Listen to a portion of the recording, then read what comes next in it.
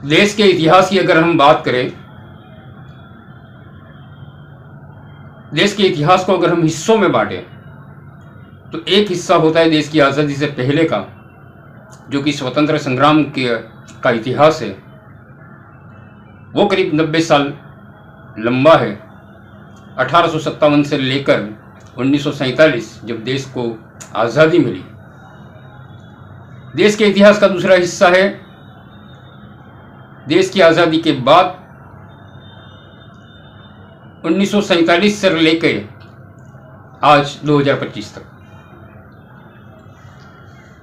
आज हम कुछ बात करते हैं देश की आज़ादी के बाद देश में क्या हुआ। अगर वो इतिहास को हम टटोलते हैं तो उसमें एक अहम पड़ाव आता है 1975 से 1977 तक का देश में आपातकालीन स्थितियां लागू करने का अंतराल। देश की राजनीति ने जो करवट ली वो 1977 के चुनाव से ली। 1947 से लेकर 1971 के आम चुनाव तक कांग्रेस एक सीधी लाइन में देश में शासन करती आ रही थी। लेकिन 1977 के बाद, जो कि 1975 के आपातकालीन कार्यकाल से का एंड है, उसके बाद में जो आम चुनाव होते हैं वहां से देश की राजनीति पलटती है। आज देश आज़ाद हुए करीब 8 दशक होने को है। ये 8 दशक में 2 पड़ाव ऐसे आए कि जब देश की राजनीति ने करवट ली। पहली मर्तबा 1975 में और दूसरी मर्तबा 1992 में, जब बाबरी मस्जिद को शहीद कर दिया गया। आज हम बात करते हैं 1977 से 1980 के अंतराल की। शुरुआत करते हैं आम चुनाव से। आम चुनाव में 1977 के जब डिक्लेयर हुए तो मुख्य विपक्षी पार्टियां जो थी उन्होंने जनता मोर्चा बनाया।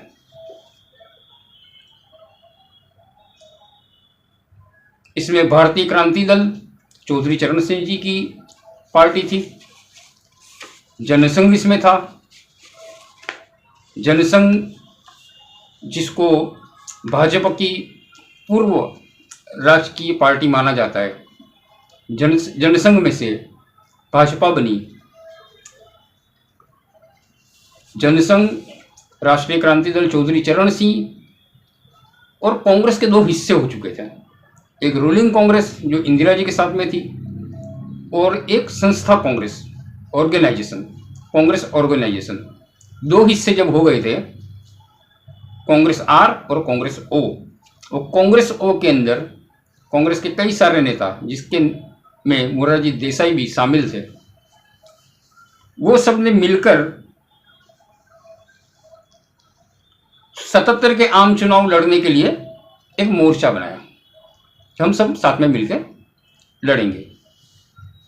उस वक्त में देश में गांधीवादी चेहरे जो राजनीति में सक्रिय थे, उसमें 3 नाम बड़े थे। एक हेमवती नंदन बहुगुणा, एक दलित नेता बाबू जगजीवन राम और एक नंदिनी सतपथी। इन तीनों ने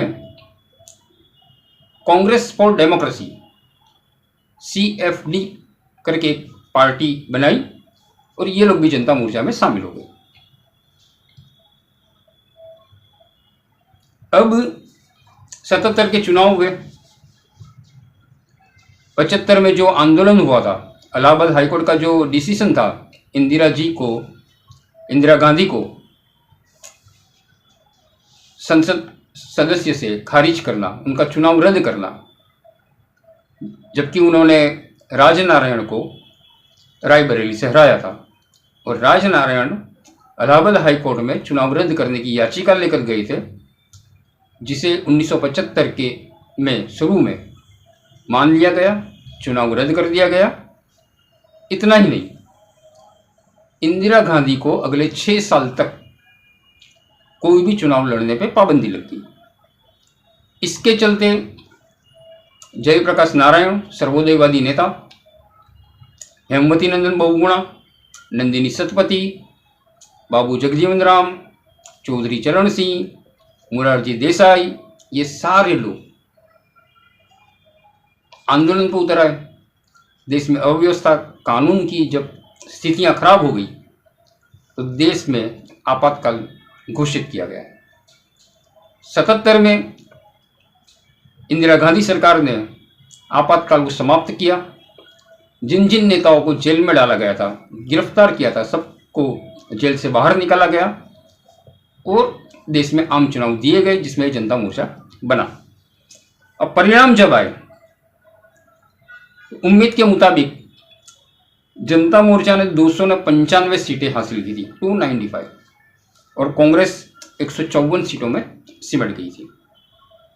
खुद इंदिरा जी राजनारायण के सामने चुनाव हारे थे। अब जनता मोर्चा जो बना था उसको जनता पार्टी में कन्वर्ट कर दिया गया। चुनाव के बाद में जनता पार्टी बनी और मोरारजी देसाई ने देश के प्रधानमंत्री के रूप में शपथ ली और सरकार बनाई। अब 1.5 साल के बाद में चिकमंगलुरु में लोकसभा का एक उपचुनाव आया। इंदिरा जी ने वहां से पर्चा भरा और इंदिरा जी ने चिकमंगलुरु में अपना प्रचार शुरू किया।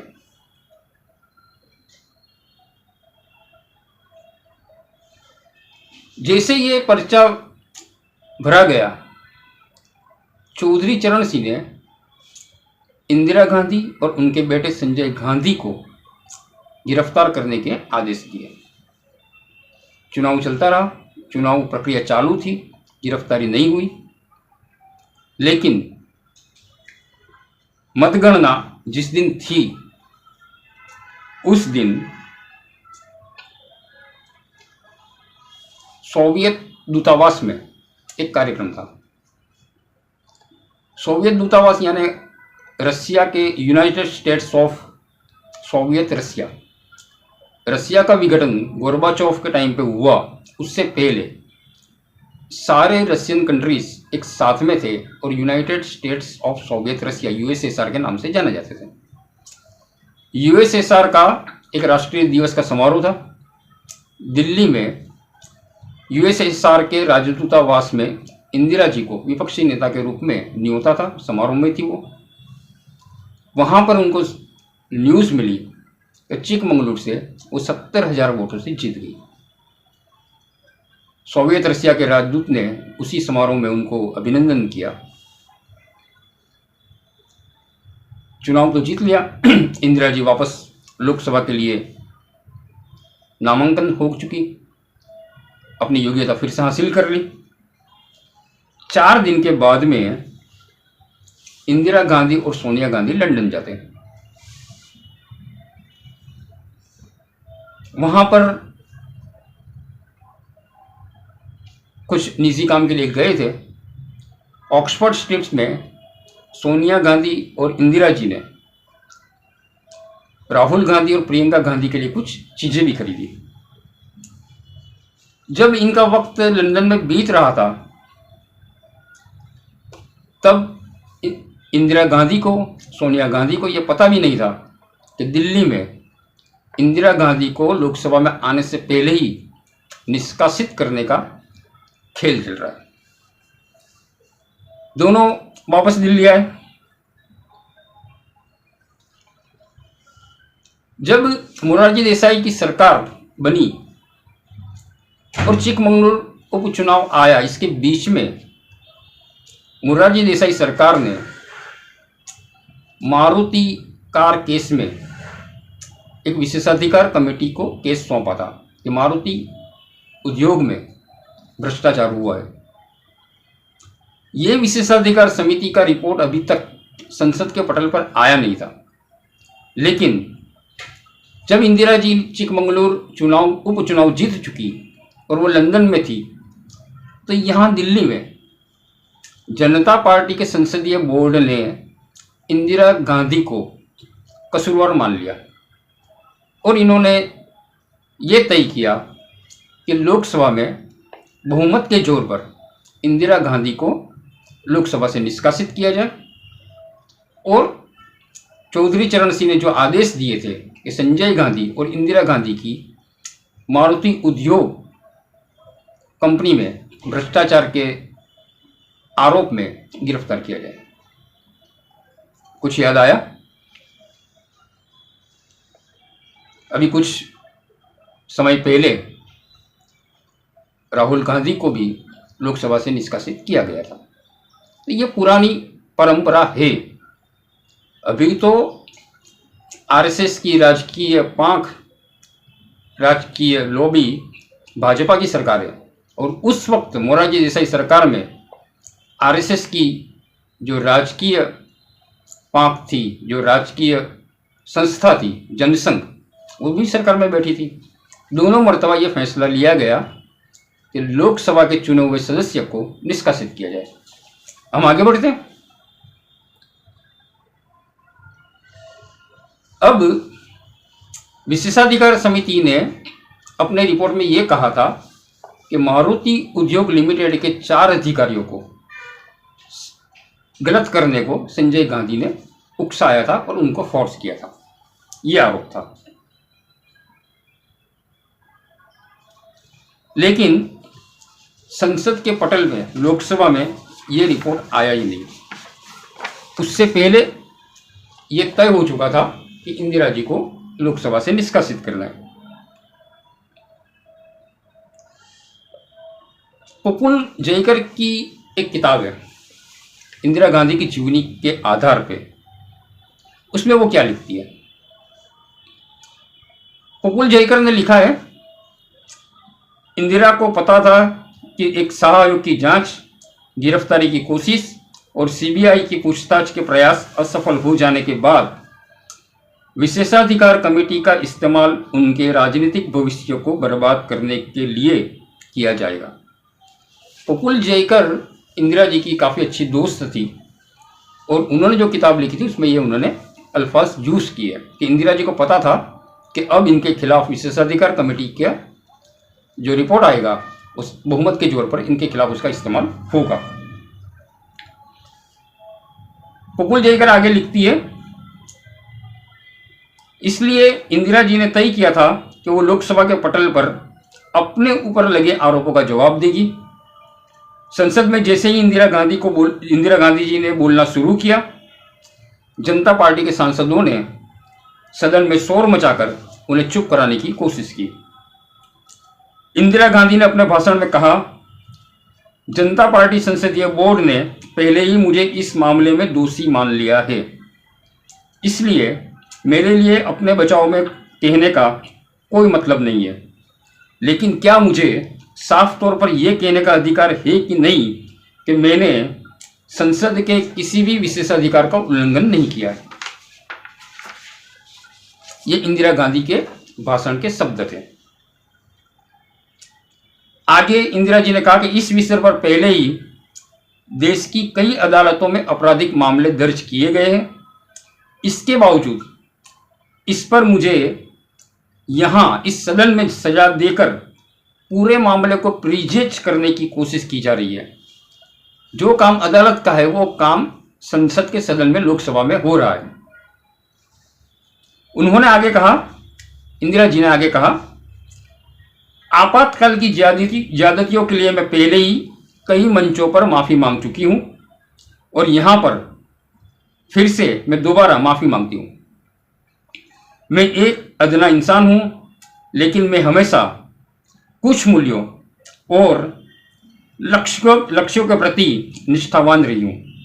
मैं कुछ एथिक्स और कुछ टारगेट के लिए हमेशा के लिए निष्ठावान हूं। आपकी ही दी हुई हर सजा मुझे और मजबूत बनाएगी।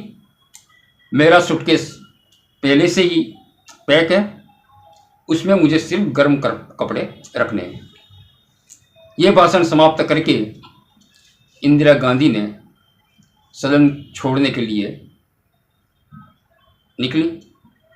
लोकसभा के बाहर निकलते हुए लास्ट में एक बार उन्होंने मुड़कर देखा।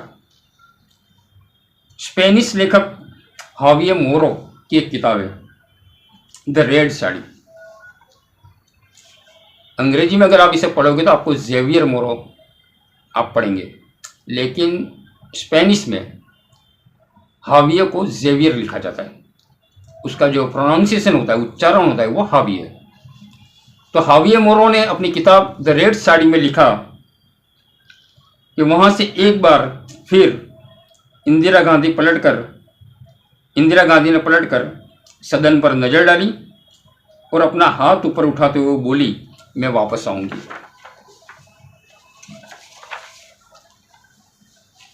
अमेरिकी प्रेसिडेंट रिचर्ड निक्सन ने इंदिरा गांधी को आयरन लेडी कहा था। ये जो स्थिति बनी, चुनाव हारने के बाद में प्रधानमंत्री पद जाना, उसके बाद में उपचुनाव में जीत लेना, लेकिन फिर भी लोकसभा में आपको प्रतिष्ठित नहीं किया जा रहा है और आपको जेल भेजा जा रहा है।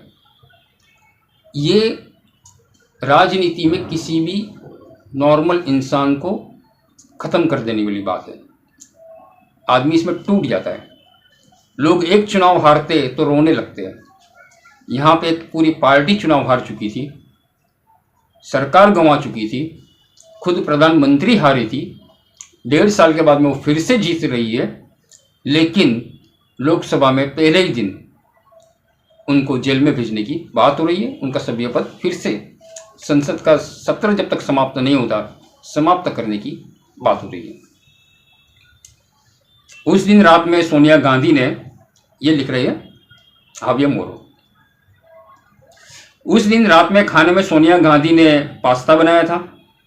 मीठे में अमरूद की क्रीम, गुजरात में जिसे जमरूख बोलते हैं, अमरूद की क्रीम और इलाहाबाद का मशहूर आम पापड़ था। इंदिरा जी अपने बचपन में हमेशा आम पापड़ खाती रहती थी, तो आम पापड़ उनको हमेशा बचपन की याद दिलाता था। खाना खाने के बाद इंदिरा जी ने प्रियंका गांधी को बुलाया और उसके साथ प्रियंका गांधी को बुला के चलो हम स्क्रैबल खेलते हैं, और कुछ देर तक इंदिरा जी स्क्रैबल खेलती रही। अगले दिन सुबह होते ही इंदिरा गांधी को गिरफ्तार कर लिया गया और उन्हें तिहाड़ जेल में भेज दिया गया।